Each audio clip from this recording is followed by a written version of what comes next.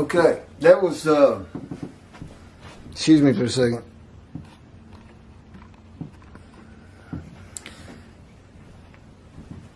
I guess the first half hour, I'm not positive. Should be getting a new supersonic memory card tomorrow. Tomorrow on Monday. It's already been ordered, supposed to be delivered tomorrow actually, but I know they won't deliver it on Sunday. And you won't have all these chapter 13, part 1 and part 2. And one of them, 16 and 17, no, it was the era of remembrance. We couldn't get anything done with Movie Maker or the converter. Nothing was working. We finally went straight from the memory card that we had, and then to create and pull that. But anyway, it got divided into 6 pieces. One of them, most of them about 9 minutes long, which is probably something most video watchers like. But one of them was 1 minute, 27 seconds. And that's just embarrassing. But anyway, they'll presumably stop, that this thing will go a full hour and a half without the interruption I just had.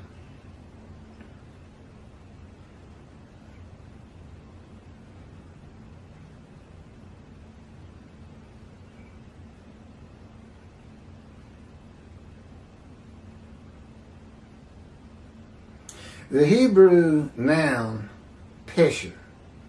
Again, this was their kind of equivalent to the Midrash and commentary on the Scripture.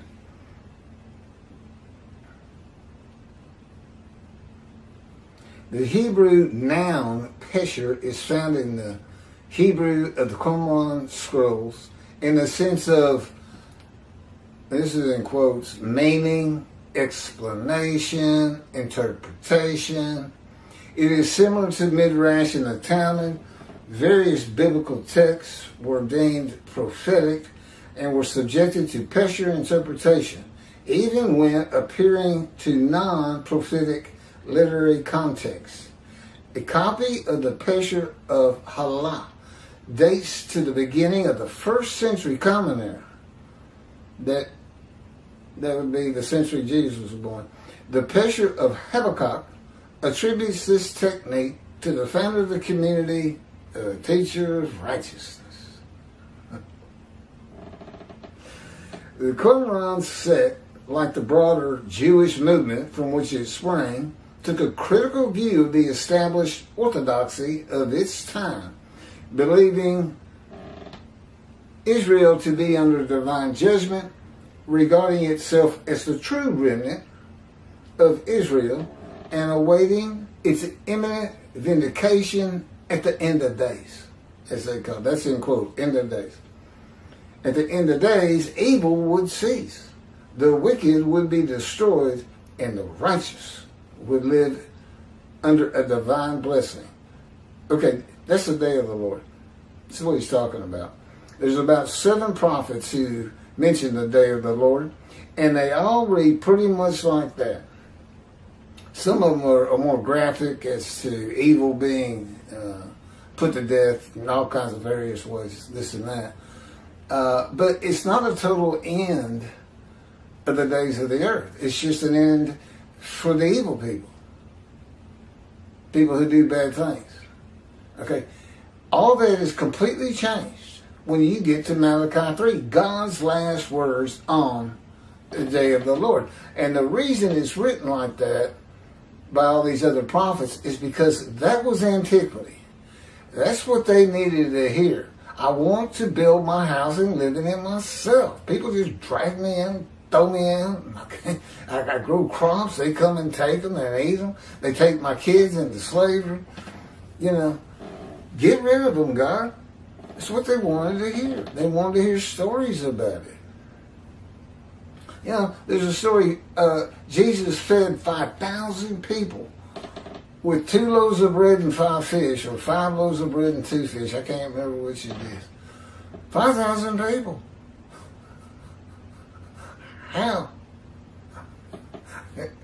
Yeah, but that's what they wanted to hear. These people are sitting out there listening to storytellers just going, oh, I'm so hungry. I'm so hungry. Oh, tell me about food. You better believe it. And a man who is God? Oh my gosh. You got to have one of those. That's why they love this story so much. And this is why these rabbis or learned men in the Hebrew Bible were the Essenes themselves.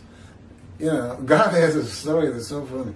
He said, yeah, see, this guy Shlomo and his buddy David were going, had been expulsed from Israel, the promised land, and we're heading towards Europe. And Shlomo says, you know what? We ought to put that story of Jesus, which everybody just loves. I always get a lot of food and money with that. We ought to put it within the Hebrew Bible as it's prophetic, I think. Of course, they didn't do the manipulations that Christians do to make it so. They hurt themselves enough. Believe me, the greatest lie and deceit in the history of mankind comes from the lips of Jesus, and it's in their book. Yes, it is. It's in one of the prior chapters. Look for oh, never mind. Anyway, it's before chapter 19. Again, I'm redoing them all because God had me repost, let's re-download and re-upload all my 50 chapters of the book that I've put on tape. Everything I do is from that book. And to some extent, the life of God's righteous servant when it comes up. It's been getting a lot of views lately. But, what's that? I need to hurry you. What was it?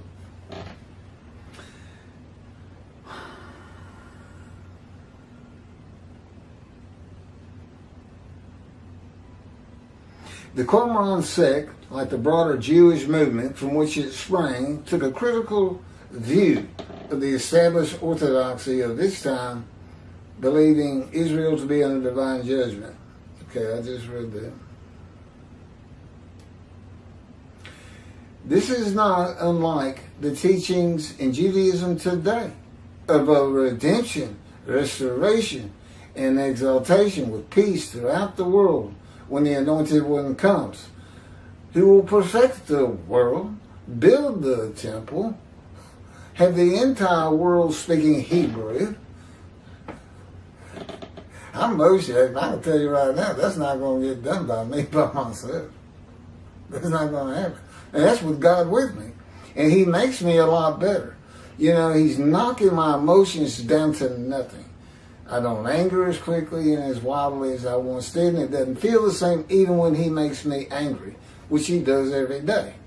You know, He didn't say, you know, Ezekiel, you know how you know he went through the fire refinement? Other than the fact he got pinned to the ground for over a year with his hands handcuffed behind his back in the cords of God's power. And he wasn't allowed to turn side to side.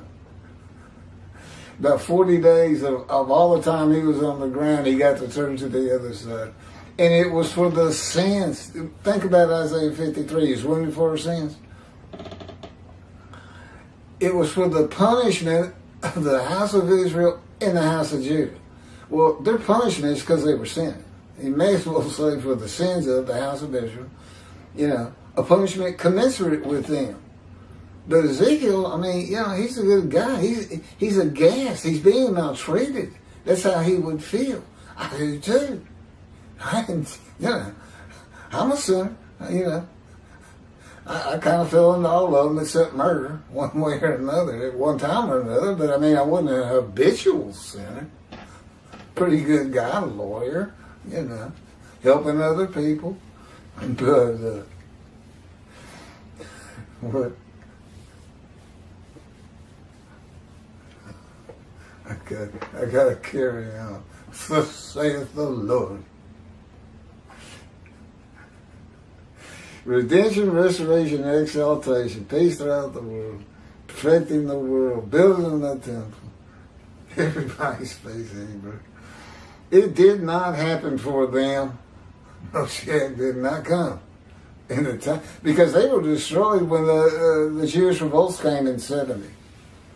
Yeah, they had to get out of town too. That's why we had the Red Sea Scrolls. They put them in great pots or something and buried them. And the whole Qumran community was ended up being destroyed along with the temple. And everybody was driven from the land. It's just Rome. And of course, Rome eventually falls, and they're not there. And anyway, that's the history of Israel. It's pretty complicated at times.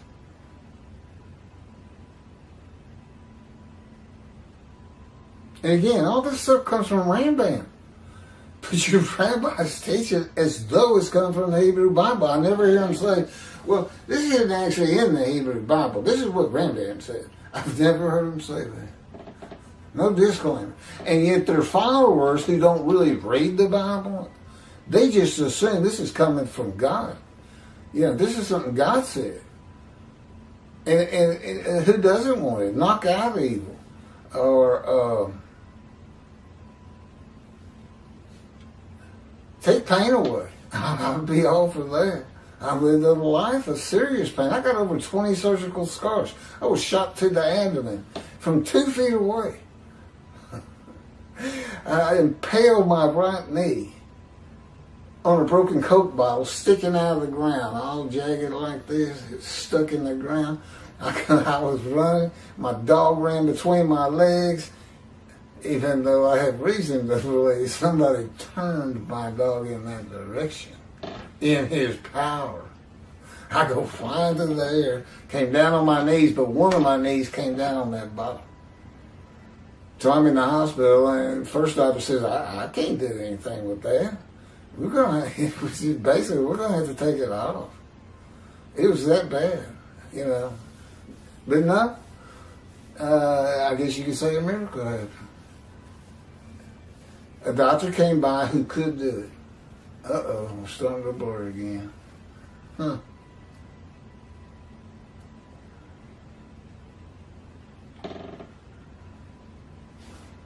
I don't know if it's the card, but I have it on autofocus. This isn't supposed to happen. Well, sometimes it comes back on, so it comes back to a correct picture. I really don't want to have to start this again. Josephus Flavius describes this sect, the Essenes, as one of the main 3 philosophical sects among the Jews, with a very detailed description. Excerpt from his book. Again, you see how much writing's going on back then, but yet nothing's written of Jesus in this time. Wars 2, chapter 8, include the 3rd sect, which pretends to a severe discipline. These men are despisers of riches and very communicative, as raises our admiration. And as for their piety towards God, it is very extraordinary. That's from the Jewish Virtual Library. What do you want me to do? Well, I still got plenty. What's that? Hold on one second, please. Page. Oh, there it is. I got about one more page to from the book God dictated. I put the whole, if you look at the details, you get about the first 2.5 pages of that chapter. That's all the whole for 5,000 characters.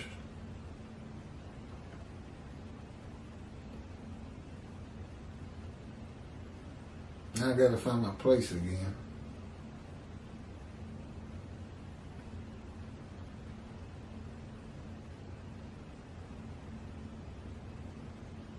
Okay, they despise riches and worldliness. You know, as Jesus said, it's very hard for a rich man to get to heaven. He did the same thing, despise material things and riches. Paul and Peter all said Jesus was the fulfillment of Isaiah 53 and a teacher of righteousness. All of Christianity does today, which just boggles the mind that 2 billion people have been deceived when with your own eyes you see it cannot be him. Wasn't crushed with disease, wasn't exposed to death, he died.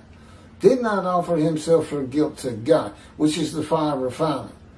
Again, the people, the first 6 verses, they're all suffering from guilt for not obeying God's commandments, laws, and rules. Their lives are a mess.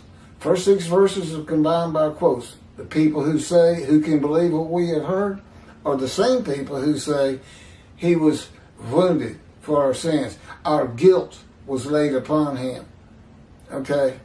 And it's written so that, well, that's too long of a story. But there's a purpose in all of it. But the main thing is nobody can figure it out because God doesn't tell you about the fire of refinement, the boot camp for prophets. But we find it in Ezekiel. You can see him going through it. He you know, God told him, Ezekiel, go to your house.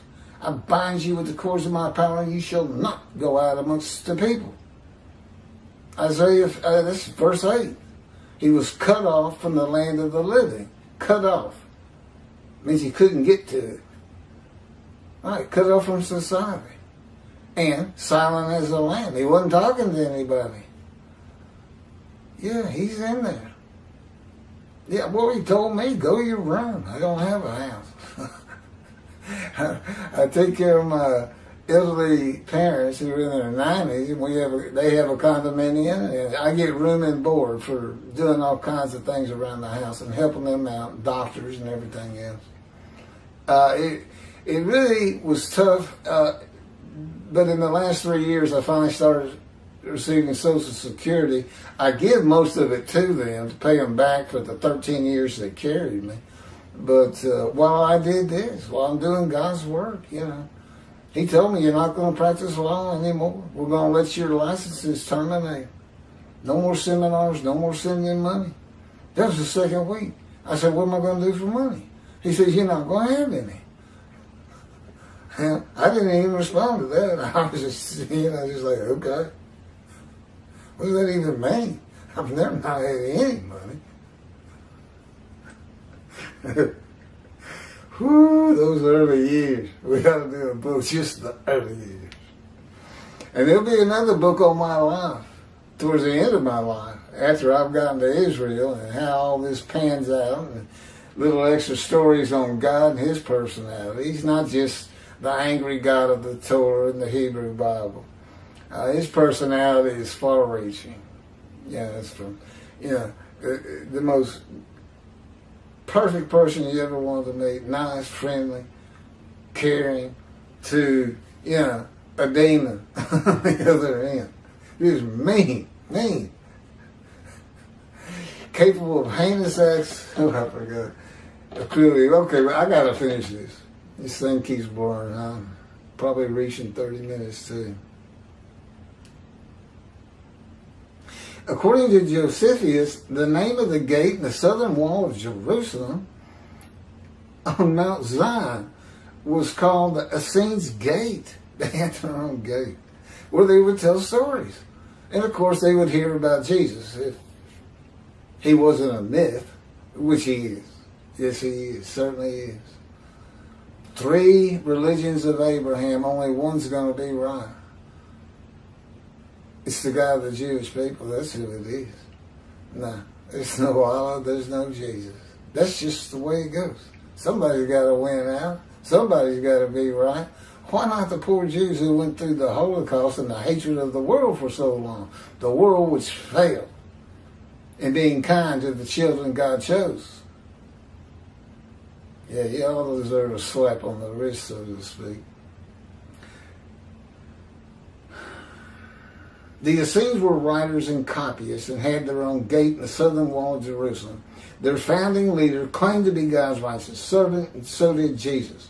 It is impossible to believe that the Essenes had not heard of Jesus.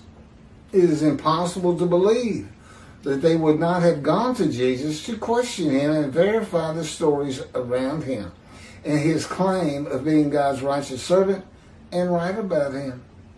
A man that healed the sick, removed blindness, had the cripples walk, fed 5,000 people with 5 loaves of bread and 2 fish, walked on water, turned water to wine, raised the dead, was crucified, and 3 days later came back to life. I think he'd write about that. These people would. But they didn't. The Essenes were present in and around Jerusalem for 100 years before the birth of Jesus in the story, and another 40 or so years after his death, at the age of 30 by most accounts, in the first written story of him and his life in 70 commentary. There's not one word written by the Essenes of Jesus. There is no account in the New Testament of Jesus and an Essene. They don't mention the Essenes. You know why? I think it's because they're known as writers and copyists. And whoever was putting that book of that first gospel together said, don't even mention them. They write about anything. They're like reporters today, I guess. I know it's blurry, and I'm almost done. Bear with me. I don't want to redo it. There are no writings by Jesus. Nothing was written by his disciples. There are no writings by Herod and Pilate or any Roman newspaper, poem, or book of this man who healed the multitudes, fed the poor, walked on water, raised the dead, turned water to wine, was crucified and rose from the dead to human life, and then rose to heaven. It's just not out there. 2 more paragraphs. While there are 3 Gospels under the names of 3 disciples, they are all considered pseudepigraphic, which in Greek means falsely attributed. You would write something and then oftentimes attribute it to a character in the story, just to give it more veracity. Writings which were attributed to authors who did not actually write them. And they were all written long after his death, full of quotes and teachings from Jesus himself. Quoted parables, long speeches, long sermons that could not be accurate if passed word of mouth. There's only one answer. The Essenes themselves are the beginning of the stories. The Essenes were the personification of the man Jesus. They were persecuted, and many lived in the country away from the city, as did Jesus. He lived off in his disciples off in mountains near Jerusalem. They maybe different mountains every night, I don't know. They were persecuted for their beliefs and disliked the Pharisees and Sadducees and the high priests. Jesus is a myth. I challenge you to Google myth, and you'll see Jesus just jump right out at you when you see how a myth is described. He never existed, in the story of Jesus, and his life does not fulfill the verses of Isaiah 11 or 53. The Hebrew Bible is not prophetic of Jesus. That needs to be told to your Jewish friends too, to the extent you have any. The wrath of God. Jewish people, you're his servant. You going to help me or not? Build the temple, which I would have to be intricately a part of, I'm sure. Well, I can tell you, yeah, that's the land God wants. Yes, this is what it looks like. He just had me type this. Here's the specs. Yeah. And as a descendant of David, I can be made given the power of attorney. Keith E. McCarty, representing the group who raises the money, because that's what's so important about the Temple Mount. King David purchased it for God as a restitution for failing a test God put before him after he had taken actually it was a 3-part test, I think. Or he had 3 ways to go on it, and basically he failed. And he knew it. God, of course, forgave him. But he purchased it. That land is the Temple Mount. He purchased that for God. But, I'm a twig.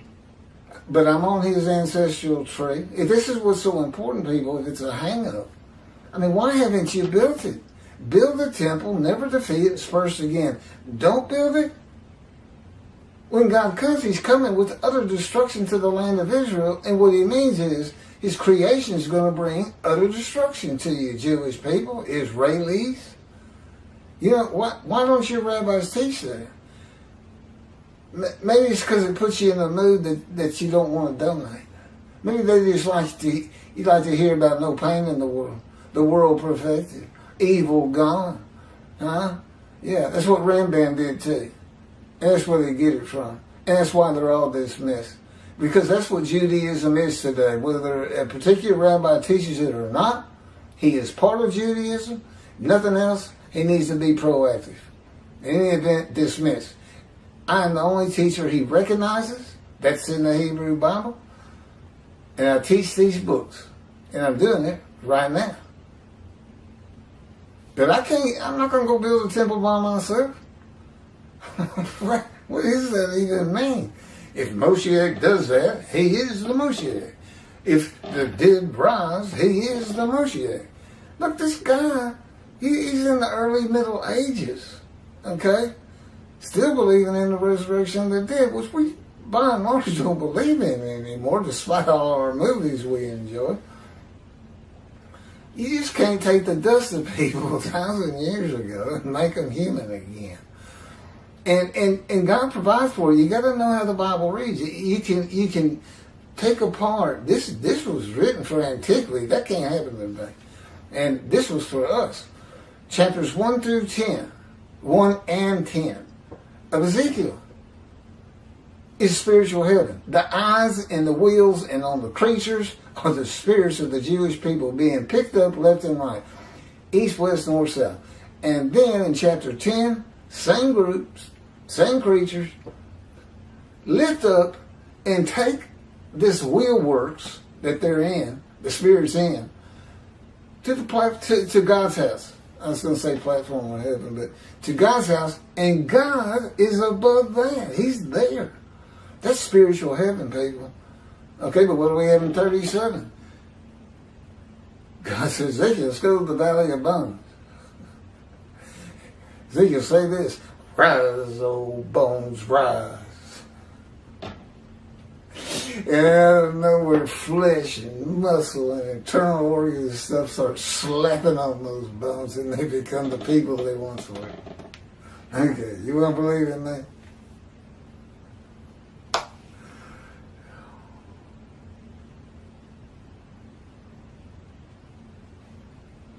That's it. Sorry for the blurring. And again, I'm getting equipment that'll hopefully take care of this. Thank you for watching and listening. I mean, I'm looking at it too. I can see it on my viewfinder. It's awful. But I know you can hear me also. It's kind of like video and radio combined. Thank you.